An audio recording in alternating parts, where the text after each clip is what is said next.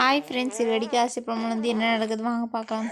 ரோஹினிக்கு ரொம்பவே கெட்ட கனவு வருது. விஜயா இருந்துட்டு எல்லா உண்மையும் தெரிஞ்சுட்டு ரோஹினியை அடித்து விரட்டுற மாரி ஒரு கனவு வருது. அப்புறம் ரோஹினியை ரொம்பவே பயந்துடுறாங்க.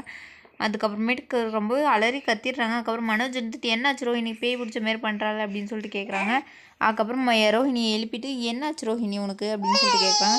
அதனால் ஒன்றும் இல்லைங்க, கெட்ட கனவு தான் அப்படின்னு சொல்லிட்டு சொல்கிறாங்க. அப்புறம் என்ன கனவு, அதான் பேய் இல்லைன்னு சொல்லிட்டு அன்றைக்கே சொன்னாங்கல்ல, ஏன் என்னாச்சு என்ன கனவு சொல் அப்படின்னு சொல்லிட்டு சொல்கிறாங்க. அதனால் ரோஹினி வந்துட்டு ஒன்றும் இல்லைங்க, அது அப்படியே கனவு வந்துட்டு ஞாபகம் இல்லை எனக்கு என்ன வந்துச்சுன்னு சொல்லிட்டு, புது வீடுன்றதுனால தான் எனக்கு தூக்கம் வரலங்க அப்படின்னு சொல்லிட்டு சொல்கிறாங்க.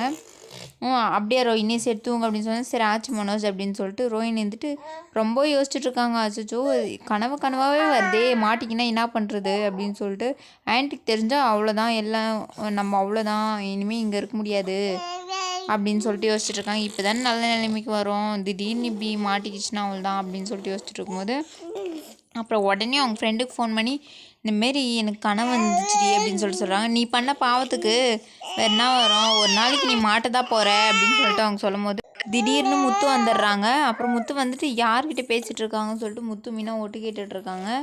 அதுக்கப்புறமேட்டு பார்த்து எல்லா உண்மையுமே முத்துக்கும் மீனாவுக்கும் தெரிஞ்சிருச்சு. அதுக்கப்புறம் முத்து இருந்துட்டு பாரு மீனா, பார்லர் அம்மா என்ன கேடி வேலை பண்ணி வச்சுருக்காங்க, உங்கள் அம்மாவை நம்ப வச்சு கழுத்தெடுத்துருக்காங்க, ஆனால் எங்கள் அம்மா அதெல்லாம் சொன்னால் நம்ப மாட்டாங்க அப்படின்னு சொல்லிட்டு சொல்கிறாங்க. மனோஜ் பாவம், அவன் வீடு வாங்கலாம்னு சொல்லிட்டு காசு கேட்க சொன்னால் பார்த்தியா பார்லர் அம்மா என்ன வேலை பண்ணி வச்சுருக்காங்கன்னு சொல்லிட்டு சொல்கிறாங்க.